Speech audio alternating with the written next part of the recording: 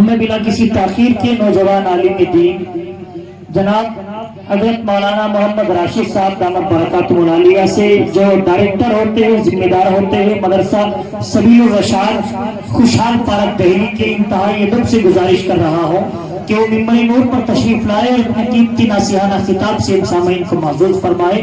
نظام آپ کو حضرت قاری محمد شوکین صاحب نے سمجھا دیا ہے۔ بسم اللہ الرحمن الرحیم۔ اس مولا کے نام سے ابتدا جس کے ناموں کی کوئی انتہا ہی نہیں، اور تجھ ہی سے ہر چیز کی ابتدا ہے، منتہا تو ہے ابتدا تو ہے۔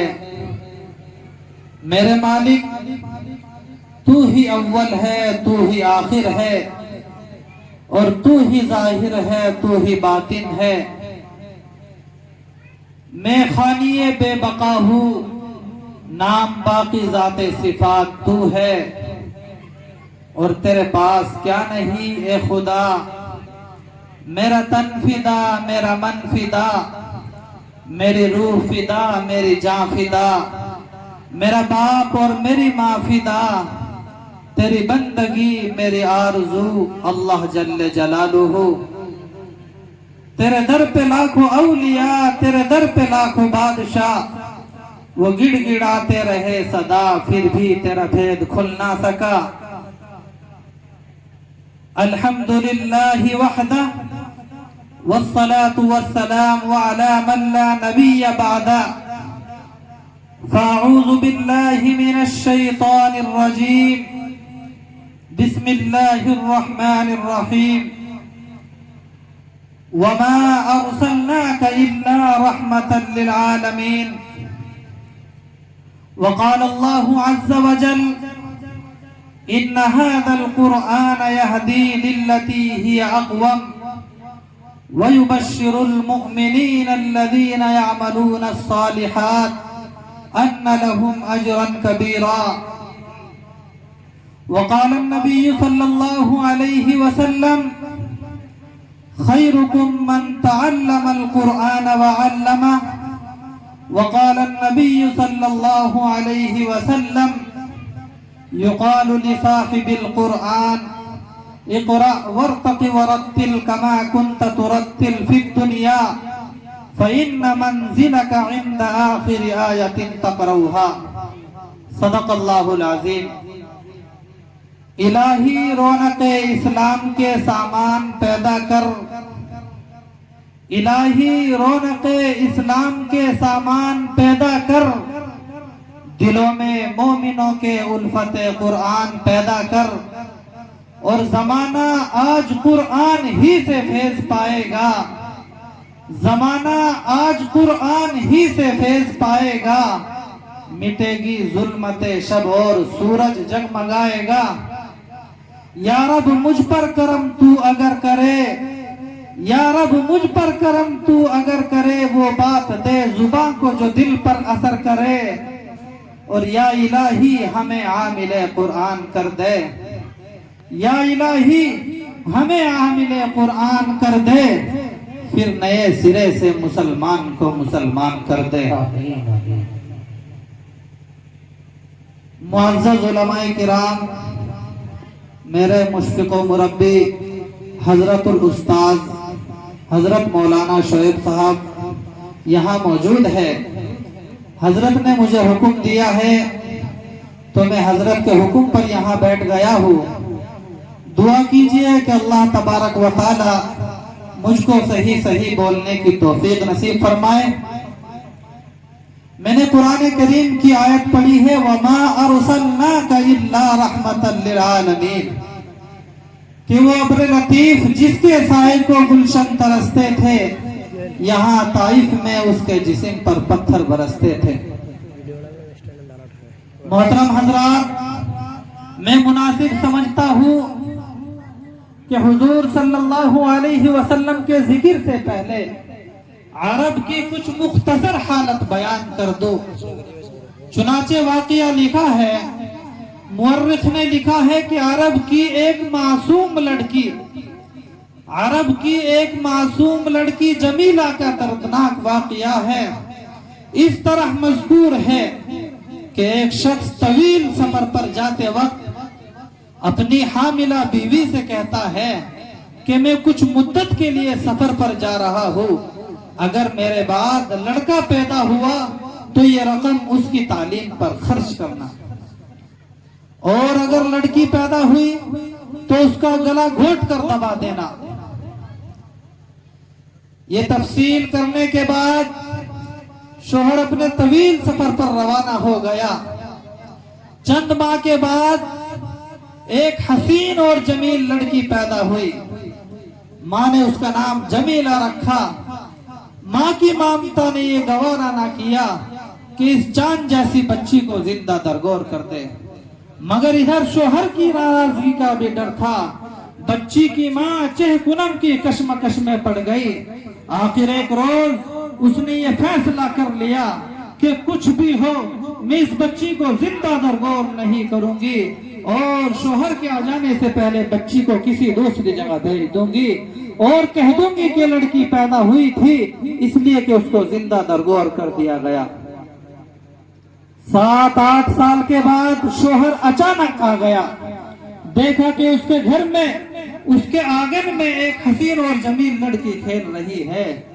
بیوی کو اتنا موقع نہ ملا کہ اس چاند جیسی بچی کو دوسری جگہ بھیج سکے. شوہر نے پوچھا یہ لڑکی کس کی ہے؟ اے بوترے والو دھیان سے سنو، بہت خطرناک واقعہ ہے. شوہر نے پوچھا یہ لڑکی کس کی ہے، کہاں سے آئی ہے؟ بیوی نے کہا پڑوسن کی ہے، کھیلنے کے لیے آئی ہے. شوہر نے کہا واہ، وہ ماں باپ کس قدر خوش نصیب ہے جن کے گھر یہ چاند جیسی لڑکی پیدا ہوئی، اور کس قدر میٹھی میٹھی باتیں کرتی ہے. جی چاہتا ہے کہ دن بھر اس کی صورت کو دیکھتا رہوں اور باتیں سنتا رہوں. بیوی نے جب دیکھا کہ شوہر کے دل میں بچی کی محبت سما گئی ہے اور وہ اس سے پیار کرنے لگا ہے، تو بیوی نے ہمت کر کے کہا یہ چاند جیسی لڑکی آپ ہی کی بیٹی ہے. سنگ دل باپ کو اتنا سننا تھا کہ اس کی شفقت عداوت میں اور محبت دشمنی میں تبدیل ہو گئی، اور آنکھوں میں خون اتر آیا، اور فوراً ہی قسم کھا لی کہ آج کے دن کا سورج غروب ہونے سے پہلے اس بچی کی زندگی کا سورج غروب کر دوں گا. چنانچہ فوراً ہی کدال کندھے پر رکھ کر اپنے لختے جگر کا ہاتھ پکڑ کر جنگل کی طرف روانہ ہو گیا. دور جنگل میں جانے کے بعد گڑھا کھودنا شروع کیا. گڑھا کھودتے وقت بے رحم اور سنگ دل باپ کے کپڑوں پر جو گرد لگ جاتی، معصوم بچی اپنے ننھے ننھے ہاتھوں سے اپنے باپ کے کپڑوں کو صاف کرتی جاتی اور معلوم کرتی جاتی ابا جان آپ یہ گڑھا کیوں کھود رہے ہیں؟ بے رحم باپ کہتا ہے تجھے اس میں دفن کروں گا. بچی کہتی ہے ابا جان آپ مجھے میرا قصور کیا ہے؟ باپ جواب دیتا ہے تیرا قصور یہ ہے کہ تو دنیا میں کیوں آئی، تجھے دنیا میں زندہ رہنے کا حق نہیں. معصوم جمیلہ اپنی باپ کی داڑھی سے گرد جھاڑتی جاتی اور کہتی جاتی ابا جان آپ مجھے دفن نہ کرے، میں وعدہ کرتی ہوں کہ آپ کو کسی قسم کی تکلیف نہ ہونے دوں گی، میں بھیک مانگ کر مزدوری کر کر اپنا پیٹ بھر لوں گی، مگر آپ سے کھانا نہیں مانوں گی. مگر سنگ دل باپ کے دل پر اس معصوم اور مجبور بچی کی میٹھی میٹھی باتوں کا کچھ اثر نہ ہوا. آخرکار بے رحم باپ نے زبردستی بچی کو گڑھے میں ڈھکیل کر مٹی سے بھر دیا. دوستو دن کا آفتاب غروب ہونے سے پہلے اس بچی کی زندگی کا آفتاب غروب ہو گیا.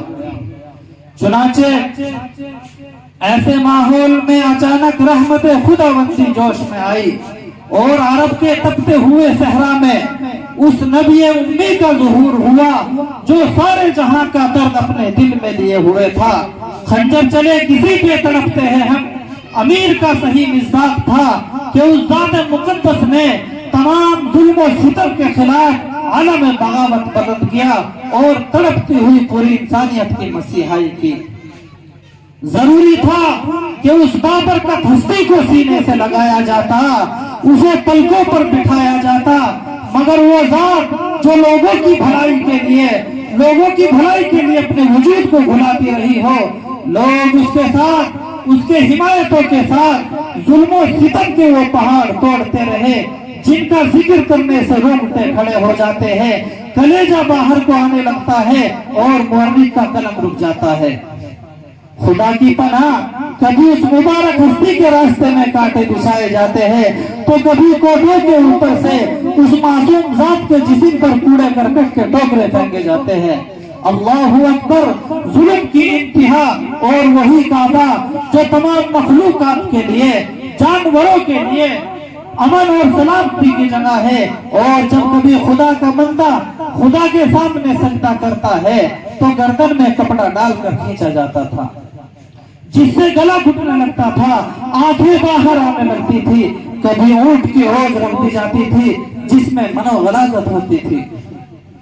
دوستو، تاریخ بتاتی ہے کہ ظلم صرف آپ کی ذات کے ساتھ خاص نہیں تھا، بلکہ آپ کے ساتھیوں کو بھی مختلف طریقے سے ستایا جاتا، کبھی ان کو انگاروں پر لٹایا جاتا، مکے کی تندور کی طرح تپنے والی زمین اور دوپہر کی آگ برسانے والی دھوپ حضرت بلال رضی اللہ عنہ کا بچھونا بنائی جاتی تھی، کبھی ان غلامان مصطفیٰ کو ننگا لٹا کر سینے پر پتھر رکھے جاتے تھے، کبھی گردنیں مروڑی جاتی تھی، کبھی گائے کے اور اونٹ کے کچے چمڑے میں بند کر پھینک دیا جاتا تھا۔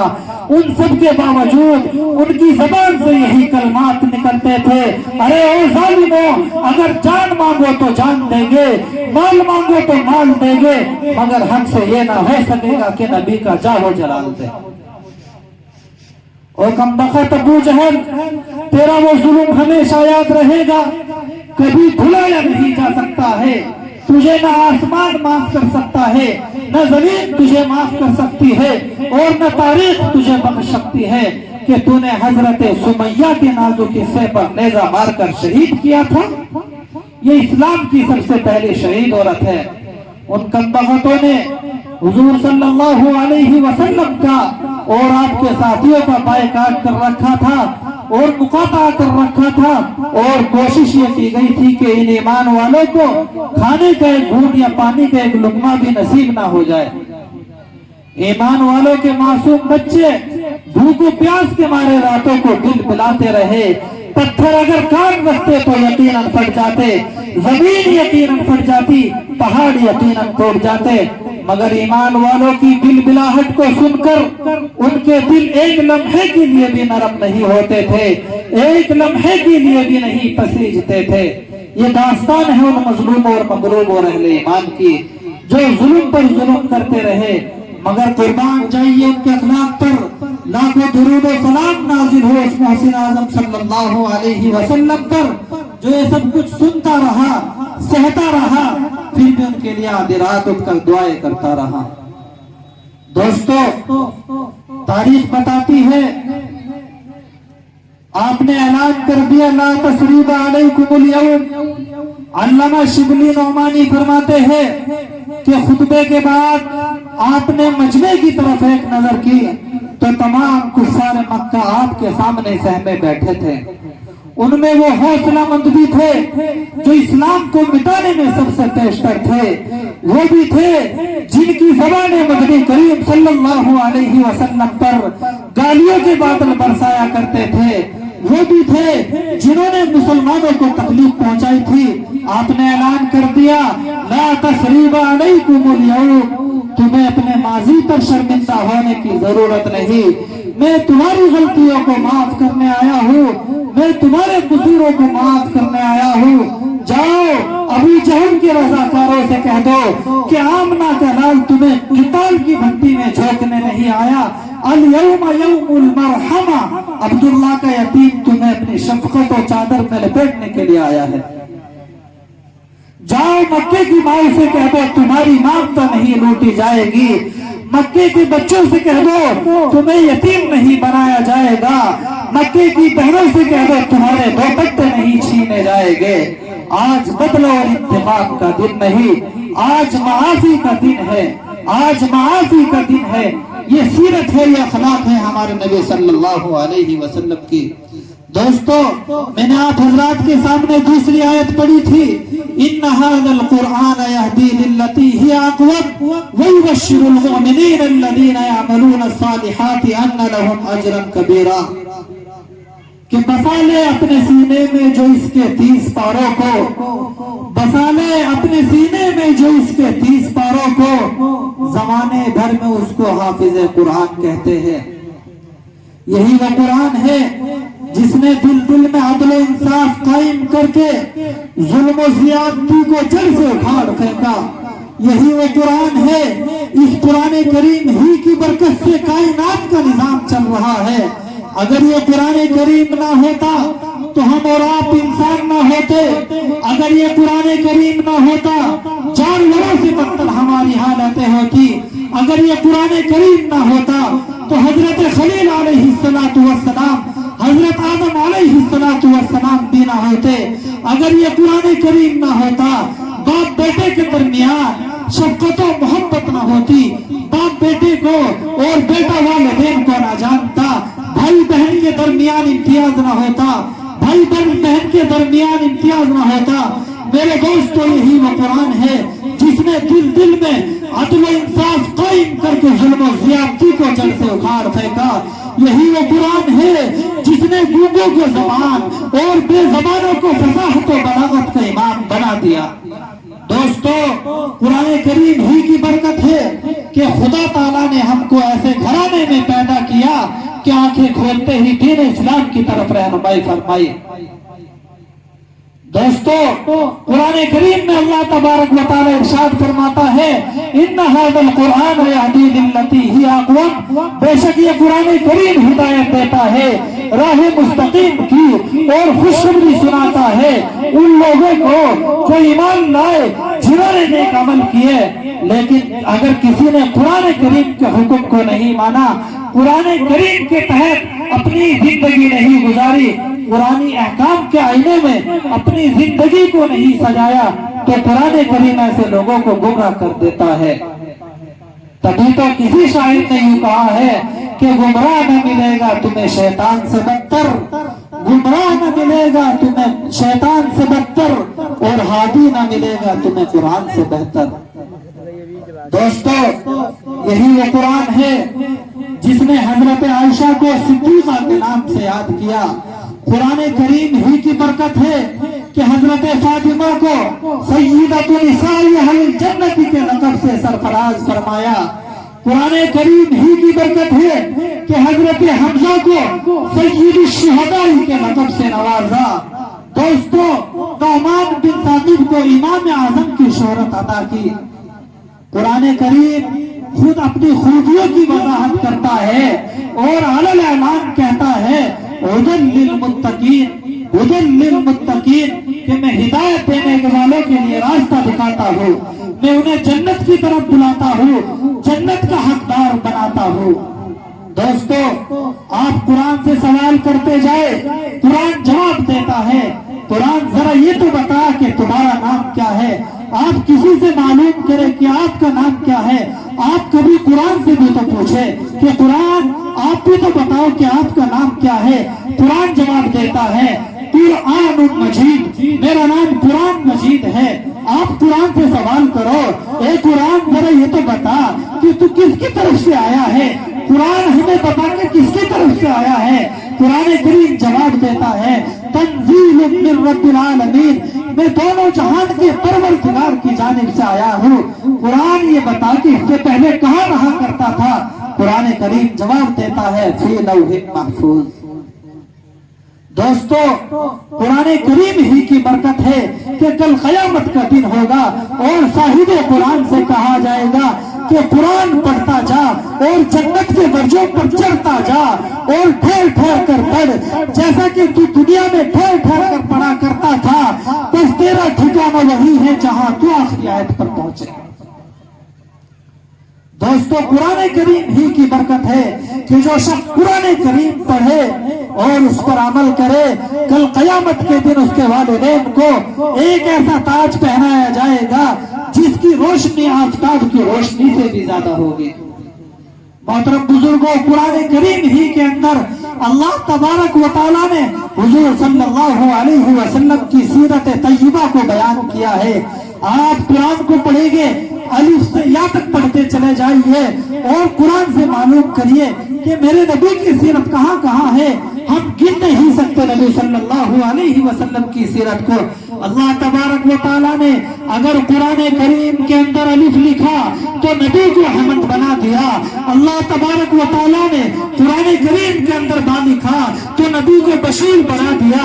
اللہ تبارک و تعالیٰ نے قرآن کریم کے اندر تا لکھا تو نبی کو تنویر بنا دیا۔ اللہ تبارک و تعالیٰ نے قرآن کریم کے اندر سا لکھا تو نبی کو ساکت بنا دیا۔ اللہ تبارک و تعالیٰ نے قرآن کریم کے اندر جیم لکھا تو نبی کو جمیل بنا دیا۔ دوستو، اللہ تبارک و تعالیٰ نے قرآن کریم کے اندر ہا لکھا تو نبی کو حبیب بنا دیا۔ اللہ تبارک و تعالیٰ نے قرآن کریم کے اندر خا لکھا تو نبی کو ختم الرسل بنا دیا۔ اللہ تبارک و تعالیٰ نے قرآن کریم کے اندر دال لکھا تو نبی کو داعی بنا دیا۔ اللہ تبارک و تعالیٰ نے قرآن کریم کے اندر زال لکھا تو نبی کو ذاکر بنا دیا، ذکر کرنے والا بنا دیا۔ اللہ تبارک و تعالیٰ نے قرآن کریم کے اندر را لکھا تو نبی کو رحمت للعالمین بنا دیا۔ اللہ تبارک و تعالیٰ نے قرآن کریم کے اندر زا لکھا تو نبی کو زاہد بنا دیا۔ اللہ تبارک و تعالیٰ نے قرآن کریم کے اندر سین لکھا تو نبی کو سراجا منیرا بنا دیا۔ اللہ تبارک و تعالیٰ نے قرآن کریم کے اندر شین لکھا تو نبی کو شاکر بنا دیا، شکر کرنے والا بنا دیا۔ اللہ تبارک و تعالیٰ نے قرآن کریم کے اندر صاد لکھا تو نبی کو صابر بنا دیا، صبر کرنے والا بنا دیا۔ اللہ تبارک و تعالیٰ نے قرآن کریم کے اندر زواد لکھا تو نبی کو ضامن جنت بنا دیا۔ دوستو، آگے چلیے، آگے چلتے ہیں اور غور سے سنے جائیے۔ اللہ تبارک و تعالیٰ نے قرآن کریم کے اندر تا لکھا تو نبی کو طاہر و مطہر بنا دیا۔ اللہ تبارک و تعالیٰ نے قرآن کریم کے اندر ذا لکھا تو نبی کو ظفر بنا دیا۔ اللہ تبارک و تعالیٰ نے قرآن کریم کے اندر عین لکھا تو نبی کو عابد بنا دیا، یعنی عبادت کرنے والا بنا دیا۔ اللہ تبارک و تعالیٰ نے قرآن کریم کے اندر غیل لکھا تو نبی کو غیور بنا دیا۔ اللہ تبارک و تعالیٰ نے قرآن کریم کے اندر فا لکھا تو نبی کو فاتح المکہ بنا دیا۔ اللہ تبارک و تعالیٰ نے قرآن کریم کے اندر قاف لکھا تو نبی کو قوی بنا دیا، یعنی طاقتور بنا دیا۔ اللہ تبارک و تعالیٰ نے قرآن کریم کے اندر چھوٹا کاف لکھا تو نبی کو کریم بنا دیا۔ اللہ تبارک و تعالیٰ نے قرآن کریم کے اندر لام لکھا تو نبی کو لعیق بنا دیا۔ اللہ تبارک و تعالیٰ نے قرآن کریم کے اندر میم لکھا تو نبی کو مسیح بنا دیا، نبی کو محمد بنا دیا۔ اللہ تبارک و تعالیٰ نے قرآن کریم کے اندر نون لکھا تو نبی کو نذیر بنا دیا۔ اللہ تبارک و تعالیٰ نے قرآن کریم کے اندر واو لکھا تو نبی کو واعظ بنا دیا۔ اللہ تبارک و تعالیٰ نے قرآن کریم کے اندر ہا لکھا تو نبی کو ہادی بنا دیا۔ اللہ تبارک و تعالیٰ نے قرآن کریم کے اندر یا لکھا تو نبی کو یاسین بنا دیا۔ یہ ہے میرے نبی کی سیرت جو آپ قرآنوں میں پڑھتے ہیں۔ آج ہم نے قرآن کریم کو پڑھنا چھوڑ دیا ہے، قرآن کریم کو تاغوں کے اندر سجا کر رکھ دیا ہے۔ دوستو، آپ قرآن سے معلوم کرو گے، قرآن ذرا یہ تو بتا کہ میرے نبی کا چہرہ کیسا تھا، قرآن میرے نبی کا چہرہ کیسا تھا، تو قرآن کہتا ہے والضحیٰ۔ قرآن میرے نبی کے بال کیسے تھے، میرے نبی کی زلفیں کیسی تھی، تو قرآن کہتا ہے واللیل اذا سجا۔ قرآن ذرا یہ تو بتا میرے نبی کے ہاتھ کیسے تھے، میرے نبی کے ہاتھ کیسے تھے، تو قرآن کہتا ہے وما رمیت اذ رمیت ولکن اللہ رمی۔ قرآن ذرا یہ تو بتا کہ میرے نبی کا سینہ کیسا تھا، تو قرآن کہتا ہے الم نشرح لک صدرک۔ قرآن ذرا یہ بتا میرے نبی کی چادر کیسی تھی، قرآن کہتا ہے یا ایھا المزمل۔ قرآن یہ بتا میرے نبی کا لحاف کیسا تھا، تو قرآن کہتا ہے یا ایھا المدثر، قرآن یہ بھی بتا دے میرے نبی کا زمانہ کیسا تھا، تو قرآن کہتا ہے والعصر، قرآن میرے نبی کا شہر کیسا تھا، تو قرآن جواب دیتا ہے لا اقسم بہذا البلد۔ یہ ہے دوستو میرے نبی کی سیرت طیبہ جو قرآن کریم میں موجود ہے، اور آج ہم قرآن کریم کو پڑھتے نہیں ہیں اور اپنے بچوں کو بھی نہیں بھیجتے ہیں۔ دوستو کسی شاعر نے کیا ہی خوب کہا ہے کہ جو صبح اٹھ کر قرآن کریم پڑھنا چھوڑ دیتے ہیں، جو صبح اٹھ کر قرآن کریم پڑھنا چھوڑ دیتے ہیں، فرشتے ان گھروں کے چکر لگانا چھوڑ دیتے ہیں۔ دعا کیجئے کہ اللہ تبارک و تعالی ہم سبھی کو قرآن کریم کی زیادہ سے زیادہ تلاوت کرنے کی توفیق نصیب فرمائے، اور ہم سب بچوں کو حافظ قرآن عالم بعمل بنائے۔ آمین وآخر دعوانا الحمدللہ رب العالمین۔